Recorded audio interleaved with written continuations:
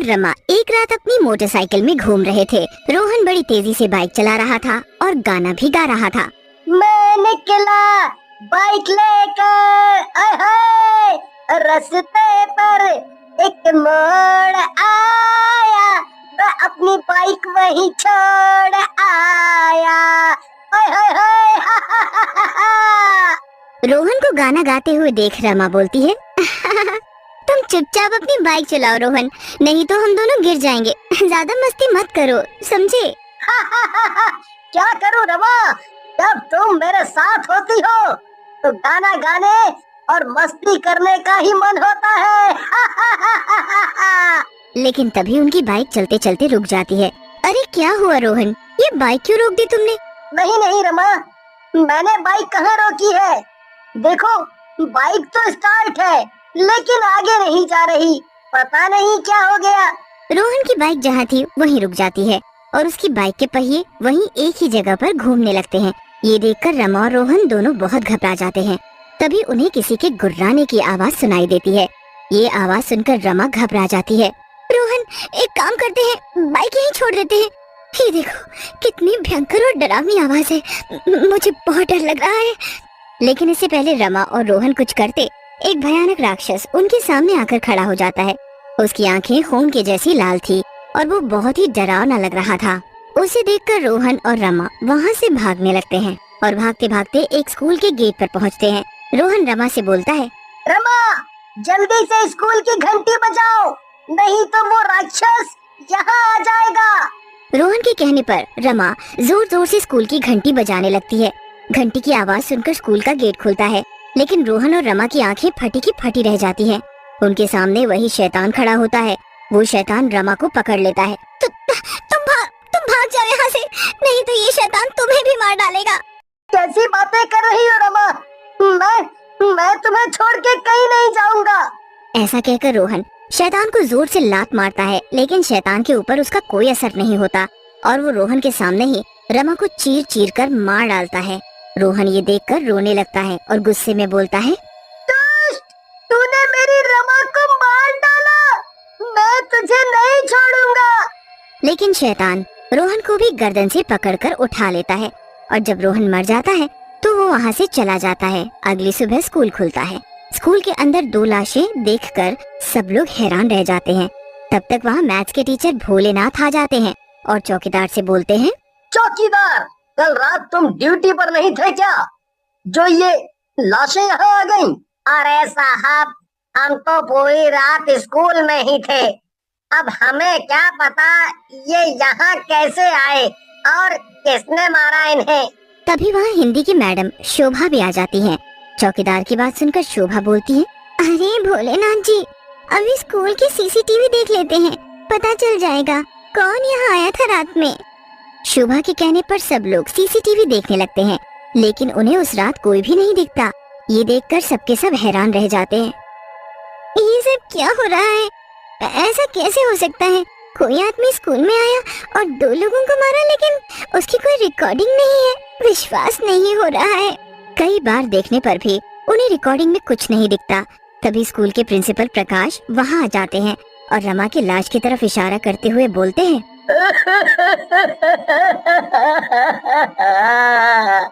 ये तो मेरी बेटी रमा है, इसे किसने मारा? लेकिन किसी के पास कोई जवाब नहीं होता है। शोभा प्रकाश के पास आती हैं और बोलती हैं, सर आप रोइए मत, पता नहीं इन्हें कौन मारकर चला गया, कोई सीसीटीवी में भी नहीं आया, क्यों ना हम पुलिस को बुला लें? पुलिस का नाम सुनकर प्रकाश घबरा जाता है और बोलता है, नहीं नहीं, इस स्कूल में पुलिस नहीं आएगी, मैं इस स्कूल की बदनामी नहीं करवा सकता। फिर प्रकाश के कहने पर स्कूल वाले मिलकर रमा और रोहन का अंतिम संस्कार कर देते हैं। रमा की मौत के बाद प्रकाश बहुत चुप रहने लग जाता है। एक दिन शोभा और भोलानाथ एक साथ बैठकर लंच कर रहे होते हैं। शोभा भोलानाथ से बोलती है, भोलानाथ जी, जब से उनकी बेटी रमा मरी है, प्रिंसिपल सर बहुत चुप और दुखी रहने लगे हैं। सही कह रही हो शोभा जी, ऐसा ही होता है जब किसी बाप की जवान बेटी मरती है। क्या कर सकते हैं, सबकी अपनी अपनी किस्मत है। लेकिन मुझे अब तक एक बात समझ नहीं आ रही, पुलिस का नाम सुनकर प्रिंसिपल सर इतना घबरा क्यों गए थे? मुझे लगता है उनको इस हत्या के बारे में कुछ पता है। शोभा जी, आप भी ना, आपको तो सीआईडी में होना चाहिए। बिल्कुल जासूस की तरह सोचती हो आप। भला प्रिंसिपल साहब को क्या पता होगा, आप भी ना। ऐसा कहकर भोलानाथ वहाँ से चला जाता है। शोभा अपने कमरे में बैठकर पढ़ने लग जाती है, लेकिन तभी उसे भी गुर्राने की आवाज सुनाई देती है। अरे, ये गुर्राने की आवाज कहाँ से आ रही है? स्कूल में कोई कुत्ता आ गया है क्या? लेकिन कुत्ते ऐसे तो नहीं गुर्राते। मैं जाकर अभी देखती हूँ क्या है ये माजरा। ऐसा कहकर शोभा आवाज की दिशा में बढ़ने लगती है। आवाज एक स्टोर रूम के अंदर से आ रही होती है। जैसे ही वो स्टोर रूम के पास पहुंचती है, आवाज तेज हो जाती है। अरे, ये आवाज तो इसी स्टोर रूम से आ रही है। लगता है कोई शैतान का बच्चा इस स्टोर में घुस गया है। ऐसा कहकर शोभा जोर जोर से दरवाजे को पीटने लगती है, लेकिन दरवाजा नहीं खुलता और उसके अंदर से गुर्राने की आवाजें आती रहती हैं। बहुत ही शरारती बच्चे हैं। देखो तो, इतना दरवाजा खटखटाने के बाद भी दरवाजा नहीं खोल रहे। एक काम करती हूँ, छुट्टी वाली घंटी बजा देती हूँ, फिर देखती हूँ कैसे बाहर नहीं आते। ऐसा कहकर शोभा स्कूल की घंटी बजाने लगती है, लेकिन जैसे ही वो पहली घंटी मारती है, स्टोर का गेट खुल जाता है। देखा, पहली घंटी में ही खोल दिया ना गेट। चलो, जो भी कोई है बाहर निकलो। लेकिन स्टोर से वही शैतान बाहर निकलता है। उसकी आंखों से खून टपक रहा होता है। उसे देखकर शोभा घबरा जाती है और चिल्लाने की कोशिश करती है, लेकिन उसकी आवाज ही नहीं निकलती। ये क्या हो रहा है? मेरी आवाज क्यों नहीं निकल रही है? शैतान शोभा को पकड़ लेता है और मार डालता है और वहाँ से चला जाता है। शोभा को ढूंढते हुए भोलानाथ और प्रिंसिपल भी वहाँ आ जाते हैं और शोभा की लाश को देखकर भोलानाथ बोलता है, प्रिंसिपल साहब, ये सब क्या हो रहा है इस स्कूल में? पहले बच्चे और अब शोभा जी, कितनी बुरी तरह से मारा है, जैसे कोई शैतान हो। अरे भोलानाथ जी, आप टीचर होकर कैसी बातें करते हैं? ये भूत प्रेत की बातें आपको नहीं करनी चाहिए। ये सब फालतू की बातें हैं। ये कोई चोर होगा। आप चिंता मत करो, हम जांच करेंगे। ऐसा कहकर प्रिंसिपल साहब वहाँ से चले जाते हैं और अपने कमरे में बैठ जाते हैं। तभी वहाँ उनका नौकर शामू आता है और उनसे बोलता है, मालिक, हो ना हो, ये मुझे वही राहुल का भूत लग रहा है जिसे हम लोगों ने मार कर यहाँ दफना दिया था। अरे शामू, तुम भी कैसी बातें कर रहे हो? ऐसा कुछ भी नहीं, तुम घबरा गए हो और हमने राहुल को मारा नहीं था, उसने आत्महत्या की थी। अब तुम यहाँ से चले जाओ। लेकिन तभी वहाँ भोलानाथ आ जाता है और बोलता है, प्रिंसिपल साहब, मैंने आपकी और शामू की बातें सुन ली हैं। ये किसी ने भी किया हो, हमें मिलकर और लोगों को मरने से रोकना होगा।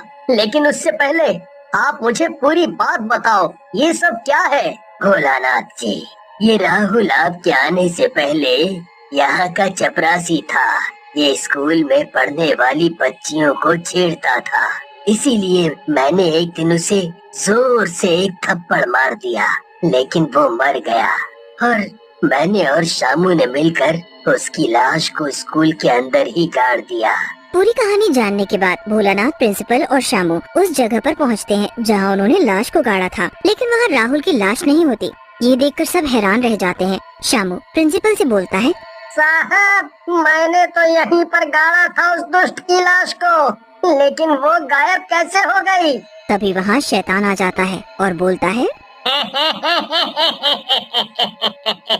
वो लाश मैं ही हूँ।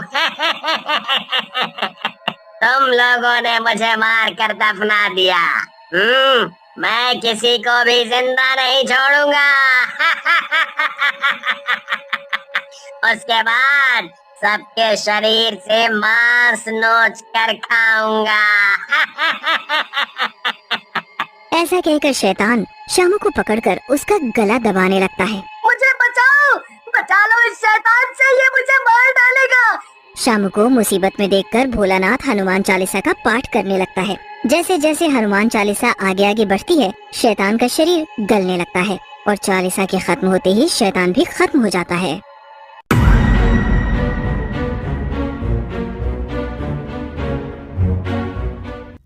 एक दिन मेहुल फिशिंग करते हुए 5 मछली पकड़ लेता है। मेहुल के सामने टोटल 20 मछलियाँ मौजूद होती हैं। 4 मछलियाँ मर जाती हैं और एक मछली बोट के अंदर मौजूद है। दोस्तों, क्या आप अपने जीनियस दिमाग का इस्तेमाल करके बता सकते हो टोटल कितनी मछलियाँ समंदर के अंदर जिंदा है? सोचिए और अपना जवाब कमेंट में बताइए। इस पहेली का सही जवाब है टोटल 15 मछलियाँ जिंदा है। मेहुल ने 5 पकड़े जिसमें से 4 मर गए, एक बोट के अंदर है। इसका मतलब है समंदर में अब टोटल 15 मछलियाँ मौजूद हैं। क्या आपने भी यही सोचा था? कमेंट में बताइएगा।